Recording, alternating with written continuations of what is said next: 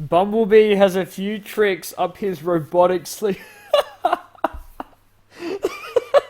The last night is almost upon us, with less than a month to go. And I'm genuinely terrified about how many comments I'm going to receive of people asking me to review it. As you guys know, I'm not too keen on the live-action Michael Bay movies. I don't hate them necessarily, but I'm not exactly super hyped for them either. Like, not the Raging Nation making 200 freaking videos about just trailers hyped. The final battle is gonna be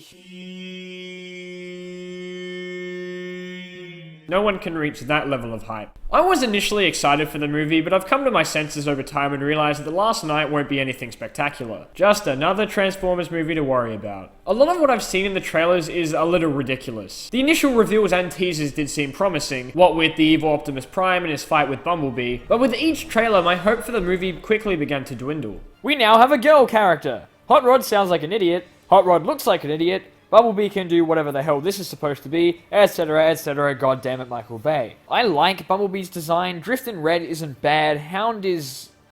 Hound. But more importantly, Megatron looks absolutely amazing. Still looking forward to how they're going to explain why he's Megatron again and not Galvatron, but I highly doubt they'll actually explain that in the movie. Hot Rod is a bit of a concern for me. He looked cool until I realized what his face looked like, and hearing him speak in one of the new trailers has just stopped me caring about him entirely. Little lady, no! And I'm gonna watch the movie ignoring him as much as possible. Cogman kind of freaks me out. I've been scarred for life by human Transformers after that one scene in Revenge of the Fallen. However, the information about him being a headmaster is notable, as it means that the movies are incorporating more and more elements from the source material of Generation 1, giving further evidence toward this indeed being a Quintesson. I mean, it damn sure looks like one, but I don't want to give the writers more credit than I should. The potential introduction of the Quintessons is interesting, however, and if this is indeed a Quintesson, then I have to say I don't mind the design. I look forward to seeing where else in the Transformers mythology the movies will take us. It's cool to see us slowly heading towards the ultimate goal of what I assume will be Unicron in some of the later films.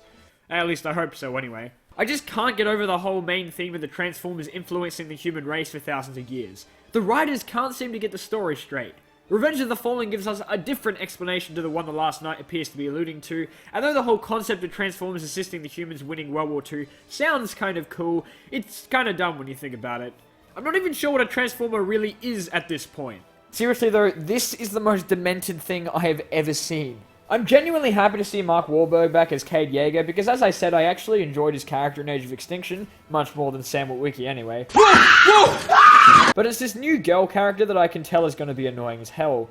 I am aware of the whole feminist propaganda sort of controversy that sparked up worry among fans when her character trailer came out, and people were freaking out that the movie was going to be focusing on her and it was all going to be about girl power and all that crap, which I have to admit seems like something people in our society would actually put into a film, but I highly doubt that's what The Last Night will focus on.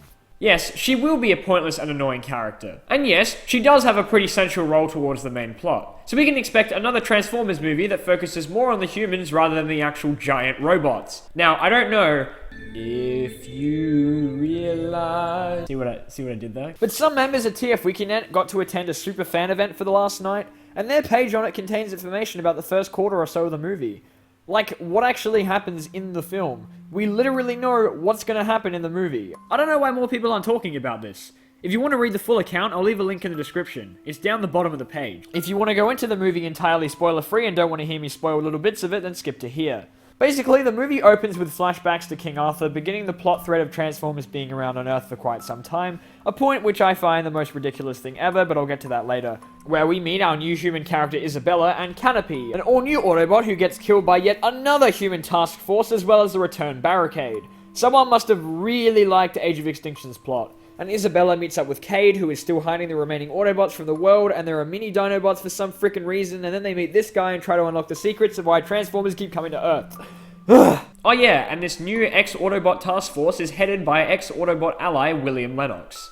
Uh-oh. It sounds like a reasonable enough plot despite its many borrowed plot points from Age of Extinction. The report doesn't cover anything about the evil Optimus Prime, but it does cover the mini Dinobots, so that's nice. I guess we can assume that Optimus Prime quite obviously comes from whatever this thing's supposed to be. Once again, I'm pretty sure it's a Quintesson, but you know, you never know with the writers. As I said, I personally find the idea of the Transformers being around on Earth a lot longer than we've already known a bit of a dumb idea. And we all know that The Last Night is going to include a bunch of scenes set in the past with Transformers, such as the aforementioned aforementioned King Arthur scene. And while it seems cool on paper, I really don't think it needs to be in the movie. Honestly, The Last Knight looks like it has two main plot points. The whole unlocking the Transformers past thing, and the whole evil Optimus. Which honestly to me makes it seem like it's going to be a bit crammed and filled with too many plot points to flow properly, but we'll just have to wait and see. Also, Squeaks is a dumb and pathetic attempt at a Kid Appeal character and a mascot. Yeah, I said it. So overall, the characters look pretty slick, and I'm glad not too many bots were drastically redesigned. Except for Megatron. Hasbro wins this round. The plot seems a bit contrived, but the elephant in the room is obviously the evil Optimus Prime. Now, I've never viewed the Prime from the movie as a hero per se, as he just seems so drastically different from the other Primes. It isn't the killing every Decepticon in sight thing, as the Prime does a little bit of that and still serves as an effective leader. It's just the way the movie Optimus is portrayed that makes him honestly a bit of a scary character. So seeing him as a villain, well... A lot of people speculate that Prime will die at the end of the movie to make room for Bumblebee's 6th Transformers movie, but as we know now, that's a prequel. If Prime does indeed die, then he'll just be revived either at the end of the movie or in the sequels. He won't stay dead, that's for sure.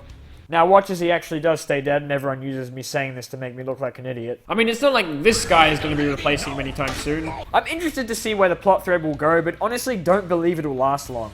I mean, it's not even the central focus of the movie, despite the marketing making it look like it is.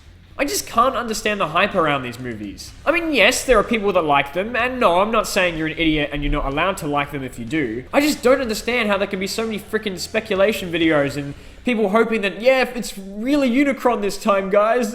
I've read comments and posts about people saying they cried when they heard Optimus was turning evil. What? How can you care this much about a franchise that the writers themselves clearly don't care that much about? It's like the people that claim they cried when Jazz died in the first Transformers movie. Yes, I'm sure this character who we barely met, who received barely any screen time or development, was someone you were really emotionally attached to. I genuinely don't care about the characters anymore. I stopped caring after Dark of the Moon with Ironhide's death. None of the important characters are ever gonna die, and everyone else receives so little screen time that I don't see why anyone would bother to give a shit about them.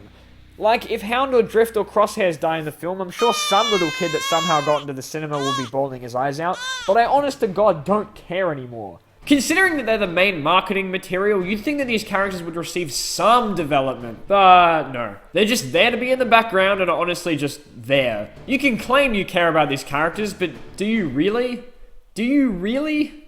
Do you realize? God damn it. I mean, I have a little bit of hope for the movie. It can't be worse than Aborted Disappointment and Aborted Disappointment 2, the sequel. I personally enjoyed Age of Extinction a lot more than the two movies prior, despite the cast thinning. However, while initially I thought The Last Knight was following in its predecessor's footsteps, now with more trailers, it looks as if The Last Knight will be reasonably different to the film before it. Age of Extinction was a step in the right direction, but The Last Knight seems as if it'll be completely different to anything we've seen prior. And maybe not in a good way. My biggest issue with the Michael Bay movies as a whole is the fact that, like it or not, they now represent the entire Transformers franchise to the world. When a majority of people think Transformers, they don't think Prime or More Than Meets the Eye, they think this.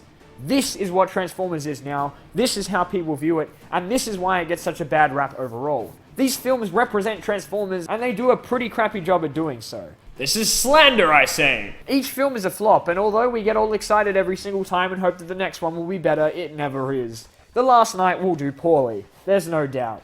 It's not going to be any different to the other four films critically, but financially it will be a success, and all the stupid kids will buy the toys, and Paramount will keep making another million films until they've milked the series dry. This is turning more into a rant video at this point.